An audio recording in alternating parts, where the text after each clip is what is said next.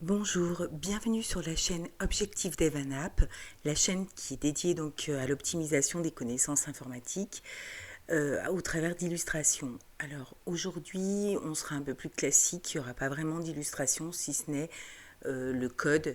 Et puis je vous ferai aussi une démo de ce que j'ai obtenu.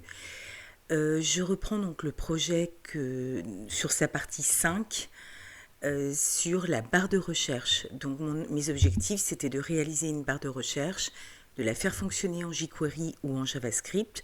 Du coup, ce sera du jQuery. La recherche doit permettre de sélectionner donc des items qui seront des cartes et la recherche doit s'effectuer avec ou sans majuscule, avec ou sans accent.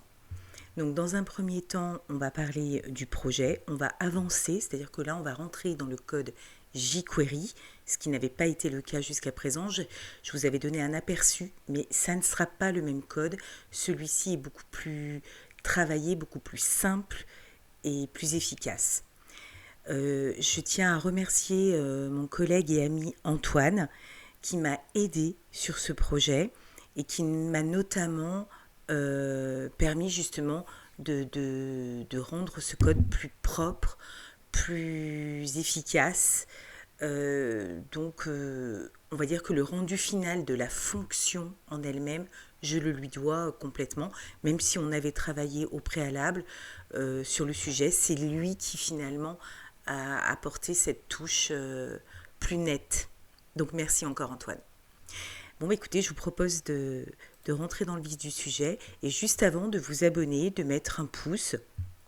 Tout ça parce que ça nous encourage et puis parce que dans une vidéo précédente, je vous ai expliqué aussi qu'il était important de vous abonner. Pourquoi? Pour vous permettre d'avoir une bibliothèque de recherche et d'accéder plus rapidement au contenu des personnes que vous appréciez et j'espère en faire partie.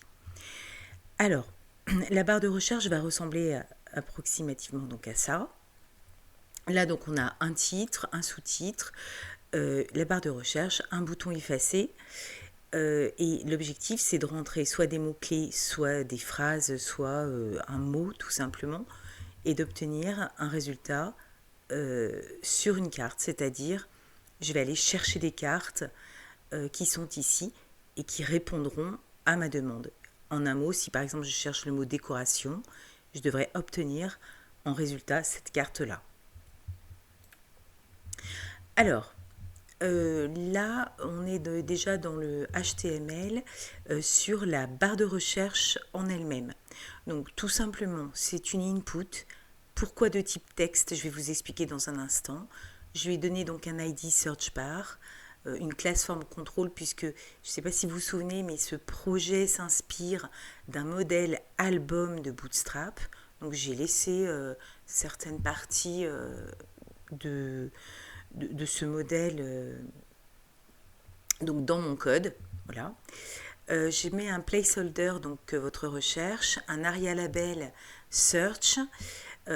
Alors, j'expliquerai pas tout parce que vraiment, je vais essayer de rester concentré sur le code de la fonctionnalité de barre de recherche.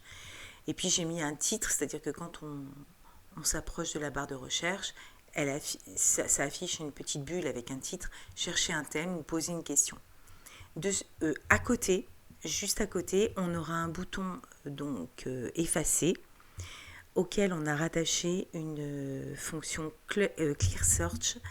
Alors, c'est pas la meilleure façon de mettre une fonction, mais là, pour le coup, je l'ai utilisé de cette façon-là sur du on-click. Alors, un exemple de recherche. Donc, imaginons qu'on cherche le mot fauteuil. Ben, vous voyez que ça vous fait apparaître 3 cartes, parce qu'on peut avoir des fauteuils de jardin, des fauteuils en mobilier de bureau et des fauteuils. Alors là, il y a un petit souci. Je n'ai pas changé la terminologie, mais normalement, c'était un canapé, quelque chose comme ça. Je le changerai avec vous en direct tout à l'heure. Donc avec le mot fauteuil, j'obtiens 3 cartes. Ces 3 cartes, pourquoi? Parce que soit le mot fauteuil apparaît dans les titres, soit il apparaît dans les thèmes, soit il apparaît en arrière-plan dans une gestion des mots-clés. Vous voyez qu'en revanche, si on ajoute un S, et même s'il est en majuscule, dans ce cas-là, on n'a plus que cette carte-ci qui apparaît. Alors, la suite du projet, donc on va avoir des explications détaillées du code. Donc, cette vidéo risque d'être un peu plus longue que celle que les autres. En revanche, j'ai trouvé que c'était important de détailler le code. Alors, en première fonction, on va avoir, donc, il va y avoir plusieurs étapes. Ces plusieurs étapes, alors attendez, est-ce que je peux retourner éventuellement sur mon code pour vous montrer déjà à quoi il ressemble. Donc là, on est sur la fonction, donc sur l'ensemble des fonctions qui vont permettre à la barre de recherche de fonctionner. Donc dans un premier temps, on va utiliser ce qu'on va appeler une regex.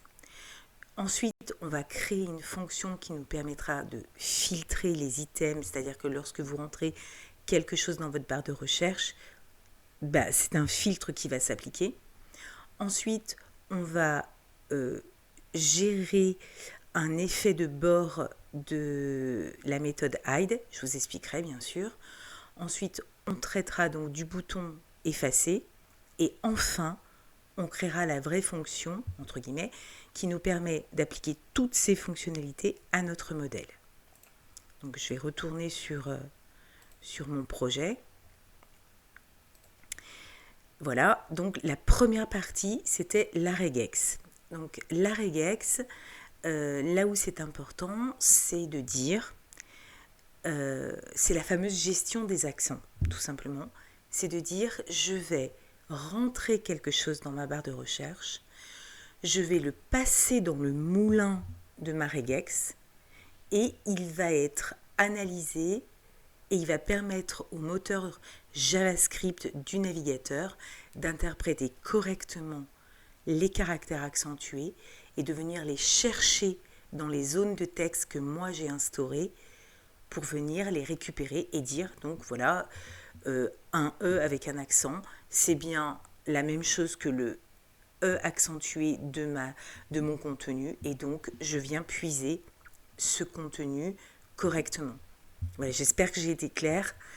Donc, grosso modo, on va utiliser des normes. Donc, on va transformer déjà le texte passé en paramètres en minuscules. Donc, on va mettre un lowercase. Comme ça permet au moteur de recherche d'avoir quelque chose de simple à évaluer. Ensuite, on va utiliser la méthode normalize avec une norme NFD. Tout ça, je vais vous l'expliquer. Et ensuite, on va remplacer ce que l'on va trouver par un intervalle de table Unicode qui correspond à tous les accents connus. D'accord ? Donc, voyons la suite. Donc, je vous rappelle ce qu'est la table Unicode et je vous rappelle également que dans ma vidéo sur la partie 4, je vous avais expliqué en fait ce qu'il en était des regex. Je vous avais montré le code, justement, ce fameux code normalize. Je vous avais montré deux types de code, un avec une autre norme et un avec la norme NFD, pour vous donner des armes pour répondre à ce type de recherche quand vous êtes obligé de la faire. Donc, je rappelle ce qu'est la table Unicode. La table Unicode, elle utilise un petit O minuscule et à ce petit O minuscule, elle lui applique tous les types d'accents qui existent. Et ensuite, on a donc une colonne, on a des index, qui nous permettent de retrouver en fait l'accent qu'on recherche. Et on a une première colonne avec des index, une seconde avec des index différents de type hexadécimaux. Et donc, on va dire, si je veux cet accent-là, je vais utiliser l'index 030 auquel je vais ajouter un 1, donc 0301. Et donc, je vais trouver mon fameux accent aigu, d'accord ? Et cet accent aigu va être appliqué au caractère que je vais utiliser. Donc, si c'est un E, si c'est un A, etc.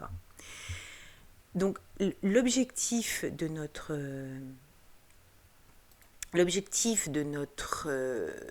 comment dirais-je, fonction, pardon, je reviens un petit peu en arrière, c'est de dire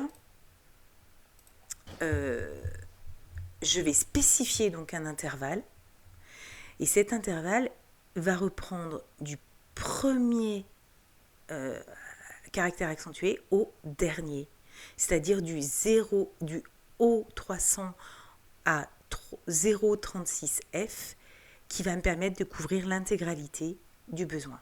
Et c'est ça en fait le principe. Là-dessus, on va appliquer donc une norme, on va utiliser la norme NFD. Alors, pour illustrer cette norme, j'en avais déjà parlé, je vais quand même le redire, on ne sait jamais, j'avais peut-être pas été suffisamment claire. On va faire quelque chose de simple. On va dire que vous tapez à l'écran le A majuscule avec accent grave, oui, pardon.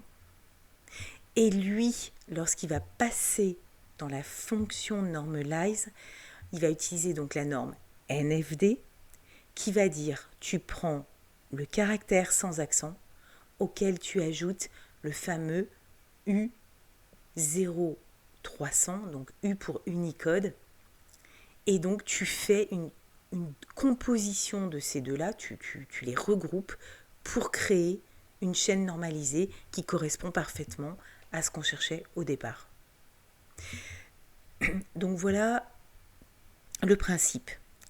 Donc, grosso modo, la norme NFD permet au navigateur de décomposer le caractère pour l'interpréter et ensuite, lui va faire cette petite machinerie au travers de notre fonction.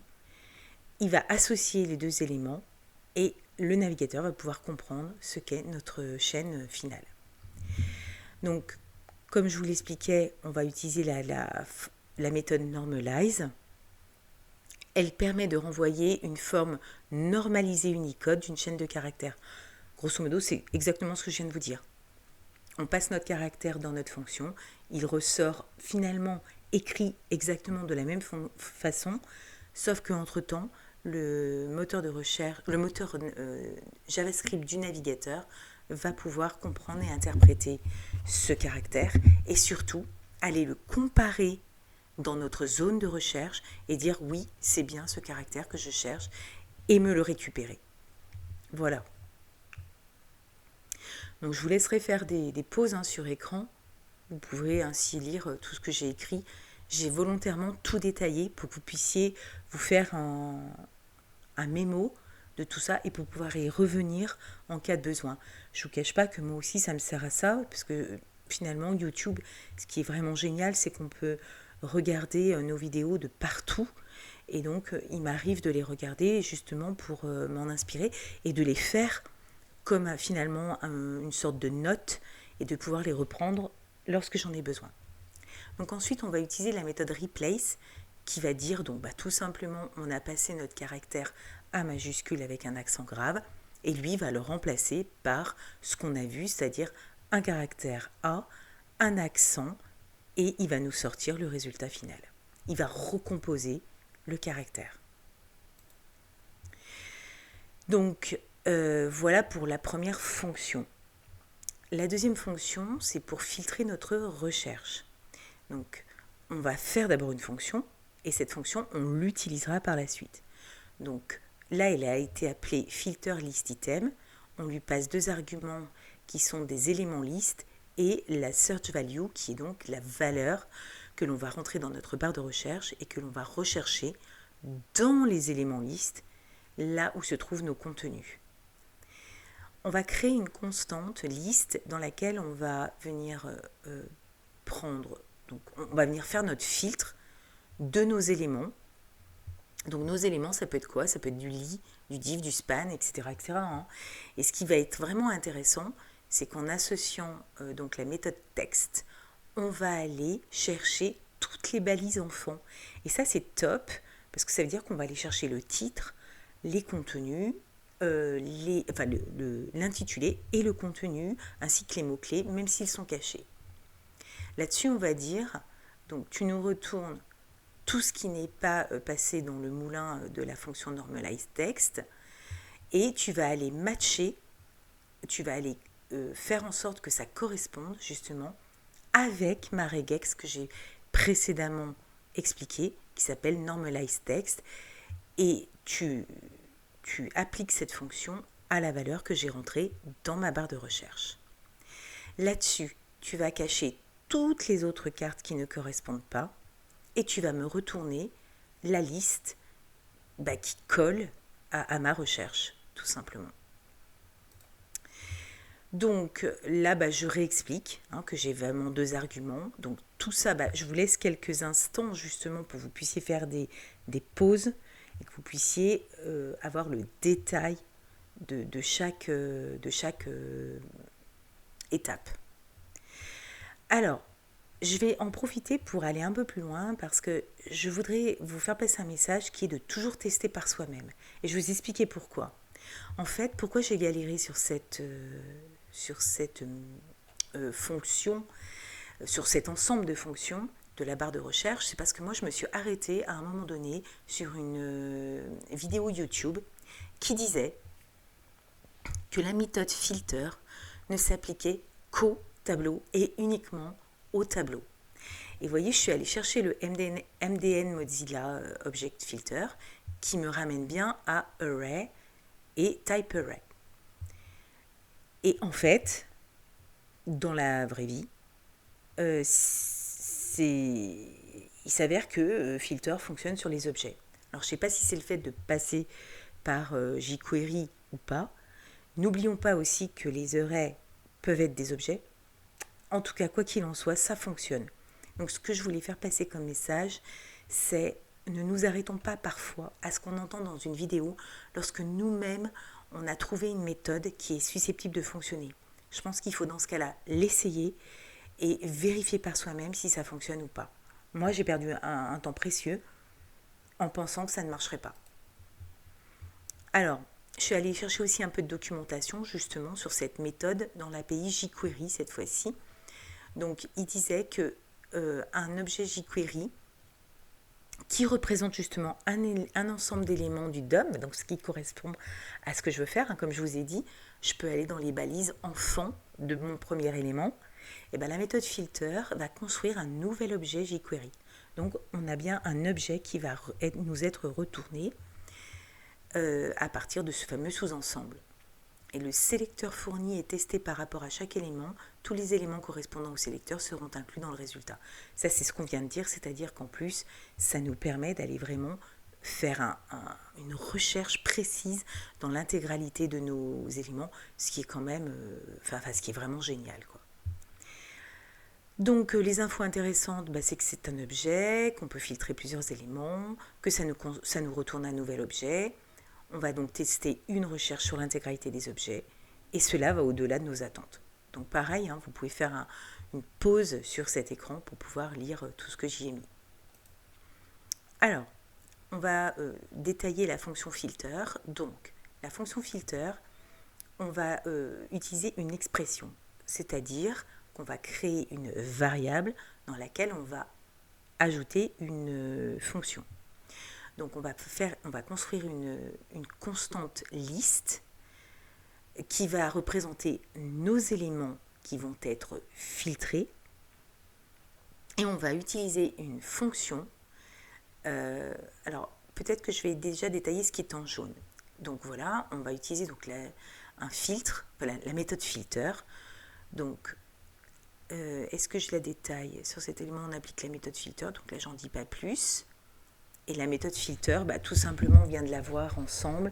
C'est ce qu'on a vu, c'est-à-dire, elle filtre un objet, elle nous retourne un objet, elle navigue dans tous les éléments, toutes les balises éventuellement de nos objets, et du coup, elle nous restitue un résultat global sur l'ensemble de ces éléments. Ensuite, on va utiliser la fameuse fonction Normalize Text pour dire tu me retournes tout ce qui n'est pas tu vas analyser tout ce qui n'est pas normé, tu vas naviguer dans toutes les balises et tu vas voir ce qui correspond, puis ensuite tu passes ça dans la fonction Normalize, c'est-à-dire dans ma regex, et ce que tu passes, c'est bien sûr la valeur que j'ai inscrite dans la barre de recherche. Donc grosso modo, je ne sais pas si vous avez compris, je vais le redire dans un autre sens, plutôt dans le sens inverse. Tu analyses la valeur de la barre de recherche, tu la passes dans ma regex pour les accents, et ensuite tu vas dans toutes les balises vérifier ce qui match avec cette valeur. Puis tu caches le hide, c'est tu caches toutes les cartes qui ne sont pas concernées. Et enfin, tu me retournes uniquement la liste des cartes qui matchent avec ma recherche. Comme je vous l'indiquais tout à l'heure, ce qui est intéressant, c'est la méthode texte qui vérifie tout ce qui se passe dans tous les textes, de tous les éléments. Pareil, je vous ai mis un extrait de API jQuery sur la méthode texte. Vous pouvez faire aussi une pause. Ensuite, je voulais rappeler aussi la fonction match. Donc, c'est une méthode qui fait correspondre une chaîne à une expression régulière. Donc là, on a notre regex. Elle renvoie un tableau avec des correspondances. Pardon. Et sinon, elle renvoie un nul. Quand on réunit les méthodes, donc filter, texte et match, on obtient une analyse de tous les éléments sondés ou analysés, une combinaison des contenus, un résultat retourné qui correspond donc qui déjà correspond à la regex et en fait, si possible, qui se matérialise par une seule carte. Mais il pourrait y en avoir plusieurs parce que si par exemple on avait plusieurs cartes décoration et qu'on avait cherché décoration, on aurait toutes les cartes qui portent le nom décoration qui seraient affichées. Alors, ici j'ai mis le mot guirlande et vous voyez qu'il apparaît ni dans le titre ni dans l'intitulé. Alors pourquoi ? Parce qu'en fait, donc je vais vous montrer, parce qu'en fait, c'est ici, comme je vous l'ai dit, donc on va avoir tous les éléments qui vont être sondés, donc le titre qui s'appelle décoration, le titre de la carte qui s'appelle décoration, l'intitulé, mais également un élément que j'ai caché, un span, pour lequel j'ai appliqué un display none, donc je suis allée en CSS, j'ai créé donc une classe ne pas affichée à laquelle j'ai appliqué un display none. Ce qui veut dire que cet élément span n'apparaît pas à l'écran, en revanche, il est sondé, il est analysé de la même manière que le reste, ce qui veut dire que je peux mettre autant de mots-clés que je souhaite, je peux écrire avec des fautes, avec des accents, sans accent, etc., pour que lui puisse comprendre parfaitement ce que je recherche. Et alors là, bon, je suis allée un peu vite, c'est un exemple, mais on peut quand même, c'est important de s'appuyer, de prendre le temps de chercher les bons mots-clés. Et justement, qu'est-ce que je voulais changer tout à l'heure ? Je sais plus, mais c'est pas très très grave. Voilà, on va retourner donc à notre présentation. Donc voilà pourquoi, avec des mots-clés, vous allez pouvoir affiner votre recherche. Alors, en fait, voilà, je le réexpliquais ici. Donc une recherche précise parce qu'elle s'appuie sur le titre, l'intitulé et également les mots-clés que j'ai pu rentrer dans cet élément que j'ai caché par un ne pas affiché. Je vais quand même revenir 2 secondes, pardon. Tout simplement pour vous permettre de faire une pause si vous le souhaitez et de pouvoir lire précisément ce qu'elle contient. Voilà. Donc la portée de la fonction, c'est que, je me répète un petit peu, mais c'est donc tous les éléments de tous les textes. On cherche notre valeur qui a été rentrée dans la barre de recherche et on finit par tout nous renvoyer. Là, on va traiter un petit élément concernant la méthode hide. Alors juste avant, en fait, je récapitulais ce qu'on a fait à la première étape, qui est donc la création de la regex et la création du filtre. Alors, donc on continue. Ici, donc, on vient pallier à un effet de bord de la méthode hide. Donc la méthode hide, c'est celle qui consistait à dire je cache toutes les cartes qui ne correspondent pas à ma recherche. Or, Ce que va faire cette méthode hide, c'est que en arrière-plan, elle va créer un style, et ça vous le voyez que si vous allez dans l'inspecteur, elle va créer un style par défaut qui est un display none. Et ce qui veut dire que quand vous allez vouloir rechercher, réafficher vos cartes, elles ne vont plus s'afficher du fait de cette méthode qui a créé un display none sur tous vos éléments. Donc ce qu'on a fait, c'est qu'on a créé une fonction reset filter sur la totalité des éléments liste pour venir supprimer en utilisant donc remove at le style qu'on vient précédemment de créer sur l'intégralité de nos éléments. Et ainsi, l'élément retrouve sa visibilité. Donc ça, c'est très important. Pareil, vous pouvez faire une pause sur cette slide. Alors, je voulais bien sûr vous expliquer ma fonction de bouton effacé. Donc, dans mon HTML, à côté de la barre de recherche, on a un bouton dont la valeur est effacée, un ID btn clear, un name btn clear, on clicks, ça c'est ce que je vous avais expliqué tout à l'heure, je l'ai laissé ainsi, il serait plus propre d'utiliser un add event listener, je vous invite à le faire, et une classe button, bien sûr un texte au milieu qui s'appelle effacer. Donc là je récapitule ce que je viens de dire, et donc dans cette fonction clear search, on va enlever tout ce qui pourrait être comportement par défaut en faisant un event prevent default. Ensuite, on va aller sélectionner notre barre de recherche, on va sélectionner notre barre de recherche et on va lui mettre une valeur chaîne de caractères nulle en fait. D'accord? Donc une valeur vide.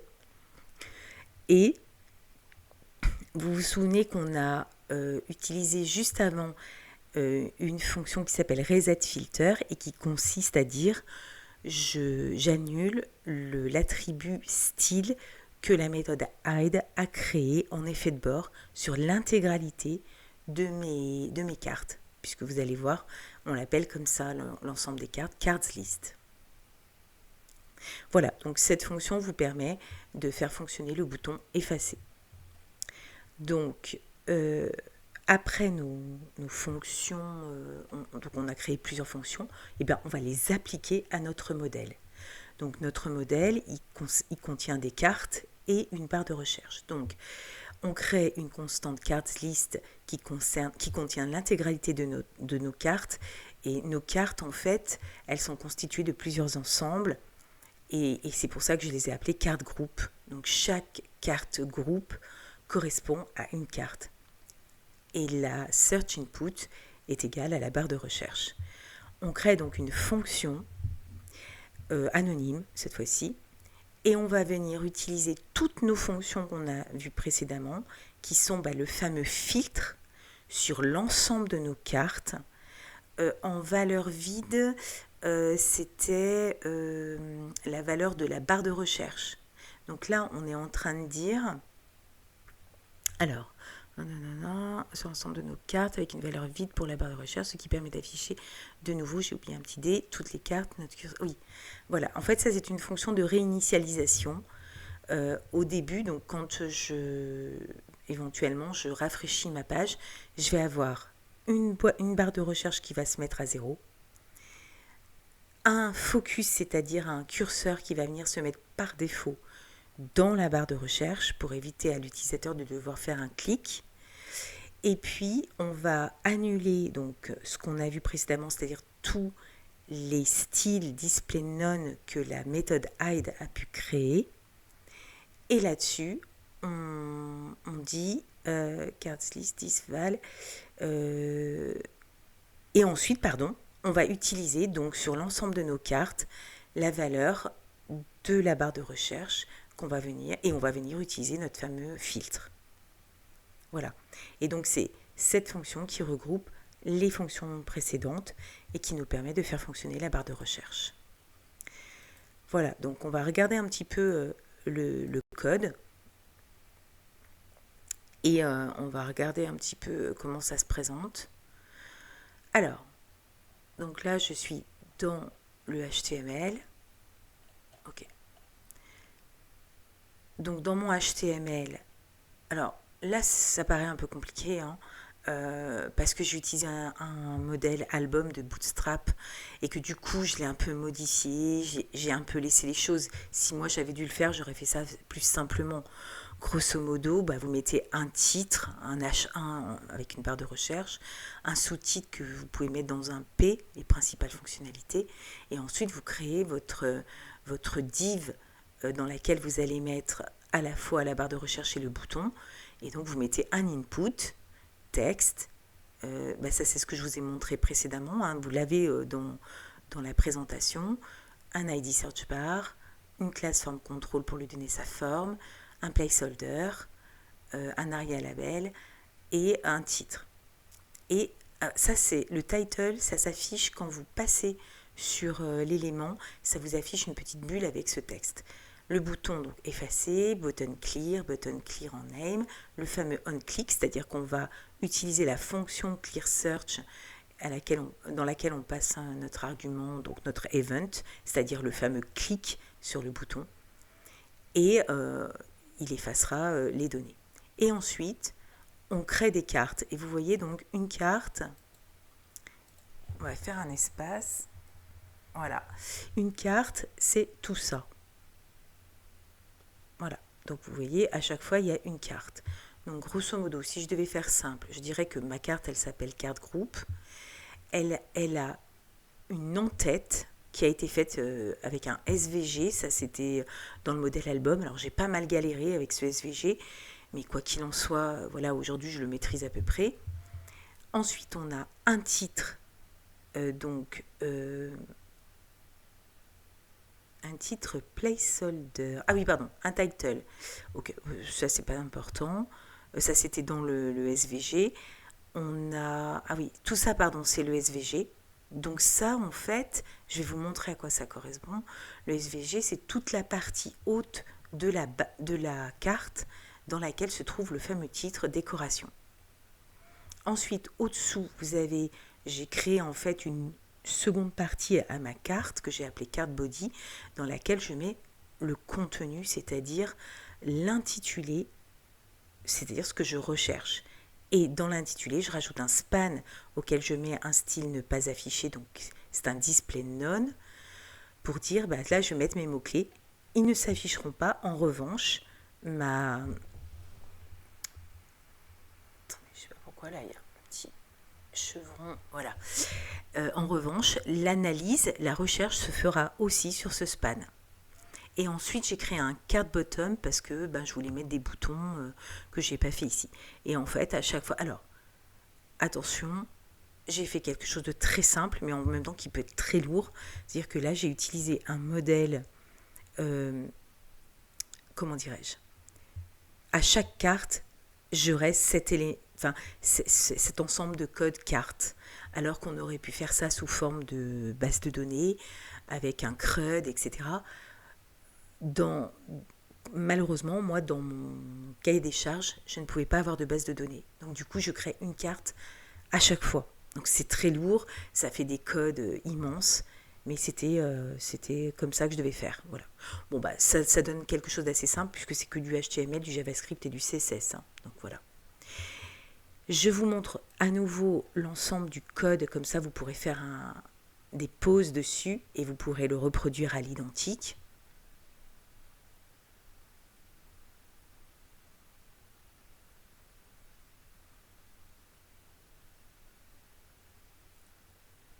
Voilà, je vous rappelle qu'il a été complètement expliqué dans ma présentation. Et je me permets de vous remercier d'avoir suivi cette vidéo, d'ajouter un pouce et puis surtout de vous abonner. Voilà.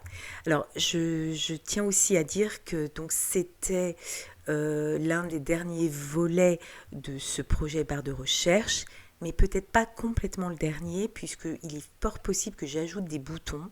Et si j'étais amenée à ajouter des boutons, dans ce cas-là, je ferai une partie complémentaire pour ces boutons.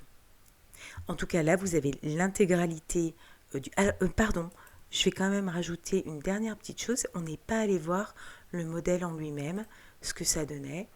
Donc voilà, si je rafraîchis, Imaginons donc que je marque sapin. Donc vous voyez qu'au fur et à mesure, il fait sa recherche. Alors, voilà, c'était ça que j'avais pas changé, donc forcément, il m'applique, là c'est une erreur de ma part, mais si je clique ici, je vais suivre le lien. Alors, est-ce que j'avais validé un lien? Non. Mais par exemple, il pourrait m'emmener vers une e-boutique qui me permet de trouver de la décoration pour mon sapin de Noël, etc. Ici, la barre, le bouton effacer permet d'effacer la recherche et donc vous avez vu que ce fameux euh, effet de bord hide a été vraiment contrecarré par la fonction remove euh, remove attribut, hein, donc suppression d'attribut style, et qui me permet de retrouver l'intégralité de mes cartes lorsque j'efface ou que je réinitialise. Puis vous voyez qu'il y a un petit shadow dessous avec un petit peu de style, voilà, rapide. Merci d'avoir suivi la vidéo. Merci de vous abonner. Et puis je vous dis à très bientôt sur la chaîne Objectif Dev App. Au revoir.